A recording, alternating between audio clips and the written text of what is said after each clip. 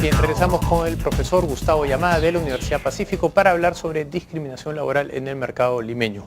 Gustavo, muy buenas noches. ¿Cómo estás? ¿Qué tal? Hola, Juan José. Encantado de tenerte de nuevo. Gracias. Recientemente han publicado este libro sobre discriminación en el Perú y en el capítulo 3, bueno, han publicado ustedes un estudio sobre discriminación sexual y racial en el mercado laboral de Lima. Cuéntanos un poco primero la metodología que han utilizado para ese estudio, que me pareció muy interesante.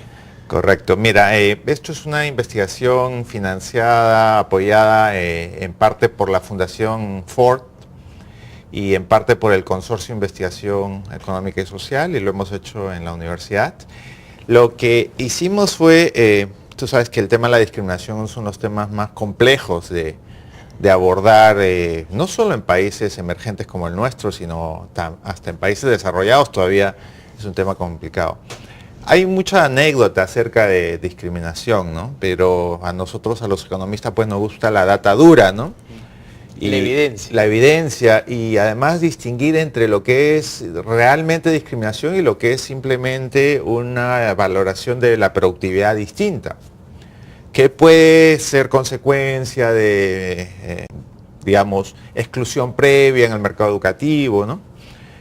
Pero hasta el momento la parte de la estadística, la econometría había tenido sus limitaciones para tratar de probar esto. Entonces lo que nosotros hicimos fue responder a avisos de vacantes del comercio con currículums basados en currículums reales, pero tratando de mantener lo más parejo el capital humano, la educación, la experiencia, y variándoles para captar el tema racial. Tú sabes que en el Perú el tema del apellido puede ser una buena proxy, entonces usamos apellidos de origen andino versus apellidos de origen más bien, digamos, hispano o de origen extranjero. Y luego también hicimos variaciones en cuanto al sexo, ¿no? Y en una segunda parte del estudio también incluimos fotos, y que en un jurado valoramos también, digamos, el nivel de atractivo, cuán bello versus cuán, digamos, feo resultadas. Y los resultados del estudio son muy interesantes porque, digamos, es bastante experimental porque, digamos, estamos tratando de controlar el tema del capital humano y la experiencia lo máximo posible, y entonces no deberíamos encontrar diferencias en la tasa de respuesta de los empleadores, ¿no? Y si encontramos diferencia, se podría atribuir en parte a cierto prejuicio todavía existente en la sociedad peruana en relación a estos grupos minoritarios. Y efectivamente lo que encontramos es que, digamos, hay un ranking que las personas que son percibidas menos atractivas físicamente reciben 80% menos de llamadas. Las personas que son de origen andino, 50% menos, y las personas y las mujeres 30% menos. Entonces un poco queríamos tratar de cuantificar, ¿no?, cuán importante era la discriminación por la apariencia física, por el origen racial y por el sexo, y ese es más o menos el ranking, 80, 50, 30. Correcto. ¿Cómo interpretar estos resultados? Efectivamente han encontrado que hay una discriminación. Mi pregunta va más hacia la interpretación de la misma, porque como tú bien dices, estos son estudios que se han hecho a nivel global y en casi todos los países se encuentran este tipo de diferencias. ¿En el caso peruano hay alguna arista que debamos de contemplar o es parte de un proceso natural de desarrollo cultural, social, económico? Claro, como tú bien dices, el primer estudio en este sentido se hizo en Estados Unidos hace algunos años, respondiendo a avisos en Boston y en Chicago, y efectivamente se encontraron niveles de discriminación alrededor del 50%. En Chile se hizo hace algunos años un estudio similar y las diferencias que se encontraron sorprendentemente no eran muy grandes. Entonces a nosotros nos pareció muy interesante tratar de ver en el caso peruano si estábamos más cerca de la realidad del mercado laboral de los Estados Unidos o del mercado laboral chileno.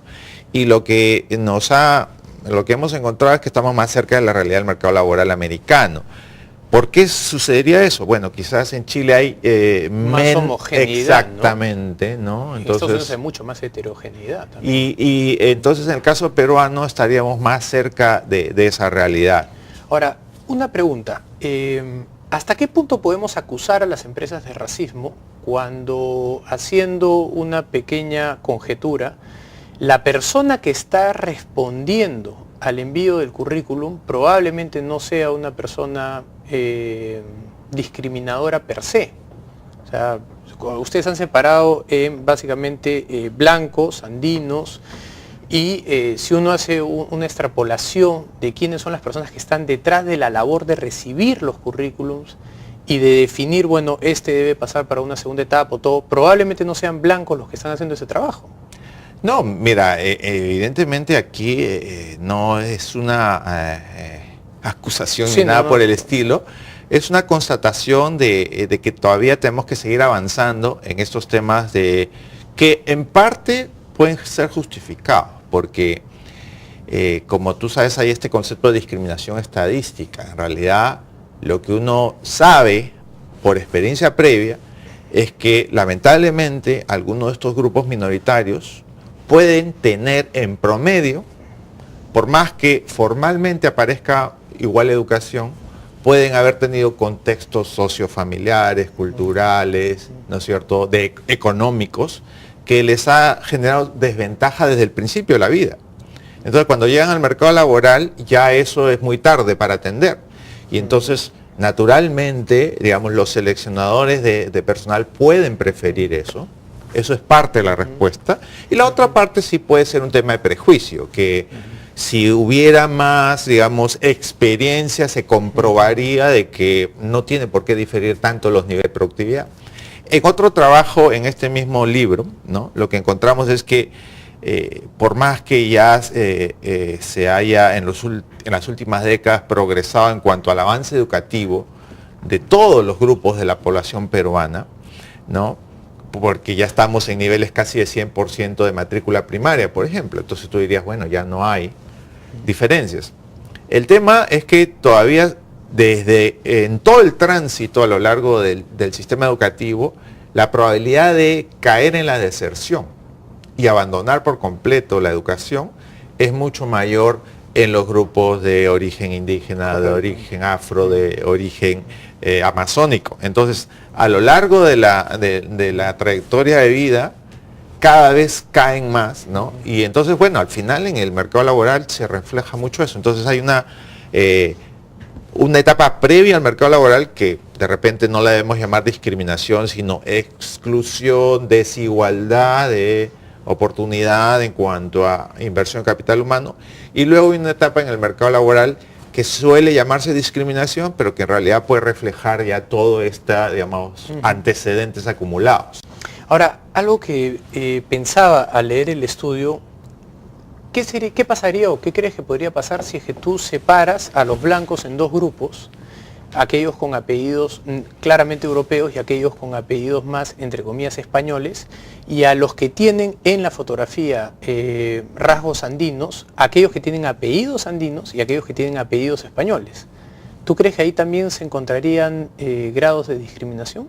Claro, lo que sucede es que hay apellidos que en el caso peruano ya son reflejo de mucho mestizaje, ¿no? Entonces, González puede ser un apellido, digamos, ¿no es cierto? Claro, de un blanco, de un andino. Exacto. Claro. Entonces, esa es la virtud de que nosotros hallamos en una segunda etapa, incluido el tema de las fotos, para tratar de separar, de controlar ese tema de la apariencia física. Ahora, lo que nos ha sorprendido es este tema, pues, del factor belleza, ¿no?, que también es un tema para seguir investigando, ¿no? ¿Por qué hay tanta preferencia por cierta apariencia física, por ciertos cánones de belleza, ¿no? Claro, tú dirías, bueno, servicio al cliente. Claro, si son puestos de trabajo orientados a la atención al cliente, evidentemente hay una preferencia. Pero también los encontramos en sectores donde no necesariamente hay atención al cliente, ¿no? Entonces, ¿qué significa? Es un tema de mejor probabilidad de un ambiente laboral, de un clima laboral más positivo? ¿Qué es lo que está detrás? ¿No? De hecho, en una tercera parte de la investigación quisiéramos evaluar el tema el factor sonrisa. Porque los múltiples estudios demuestran que las personas que sonríen ¿no es cierto? tienen mucho mayor preferencias a la hora de buscar un asiento en el avión, por ejemplo. Exacto, y entonces en realidad por ahí también viene el tema de ciertos lineamientos de política, ¿no? Altura también podrían estudiarlo en un siguiente examen. Hay el caso de las personas altas, ¿no? Es muy conocido que hay una discriminación positiva hacia las personas altas al punto que el economista Greg Mankiw propuso un impuesto a los altos en Estados Unidos, ¿no?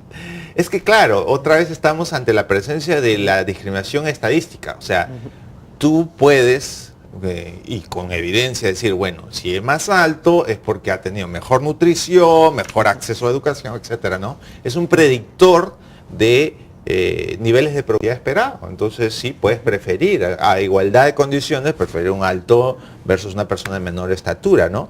Pero también puede ser una parte de prejuicio, y eso es un poco lo que estamos tratando de, ¿no?, avanzar en la agenda de, ahora que somos una economía que genera muchas oportunidades, bueno, que haya una mayor igualdad de oportunidades. Aplanar la cancha, correcto. Exacto, exacto. Bien, te agradezco muchísimo la visita, y lo más resaltante es que van a seguir haciendo esos estudios, entonces vamos a poder ir midiendo el grado de desarrollo social que tanto necesitamos, ¿no? Te agradezco mucho, Gustavo, por la investigación y por la entrevista. Gracias. Gracias. Bien, vamos a una pausa, regresamos después de la misma.